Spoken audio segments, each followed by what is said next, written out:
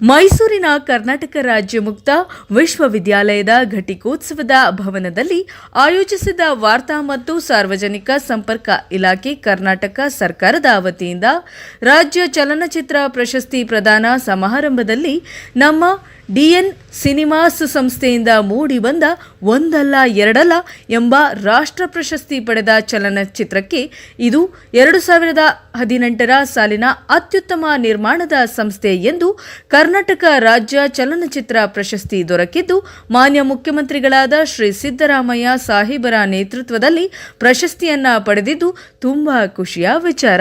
ಈ ಸಂಸ್ಥೆಯ ಮಾಲೀಕರಾದ ನನ್ನ ಧರ್ಮಪತ್ನಿ ಶ್ರೀಮತಿ ಸೀತಾ ಉಮಾಪತಿ ಗೌಡರಿಗೂ ಮತ್ತು ಈ ಚಲನಚಿತ್ರ ತಂಡದ ಎಲ್ಲ ಕಲಾವಿದರಿಗೂ ಹೃತ್ಪೂರ್ವಕವಾದ ಧನ್ಯವಾದಗಳು. ಈ ಸಂದರ್ಭದಲ್ಲಿ ಅನೇಕ ಸಚಿವರು ಮತ್ತು ಶಾಸಕರು ಹಾಗೂ ವಾರ್ತಾ ಮತ್ತು ಸಾರ್ವಜನಿಕ ಸಂಪರ್ಕ ಇಲಾಖೆಯ ಅನೇಕ ಅಧಿಕಾರಿಗಳು ಹಾಗೂ ಕನ್ನಡ ಚಲನಚಿತ್ರ ನಿರ್ಮಾಪಕ, ನಿರ್ದೇಶಕರು, ಖ್ಯಾತ ನಟ ನಟಿಯರು ಮತ್ತು ಅನೇಕ ಕಲಾವಿದರು ಹಾಗೂ ಗಣ್ಯ ವ್ಯಕ್ತಿಗಳು ಉಪಸ್ಥಿತರಿದ್ದರು. ವರದಿ ವೇದಮೂರ್ತಿ, NKS ಟಿವಿ, ಬೆಂಗಳೂರು.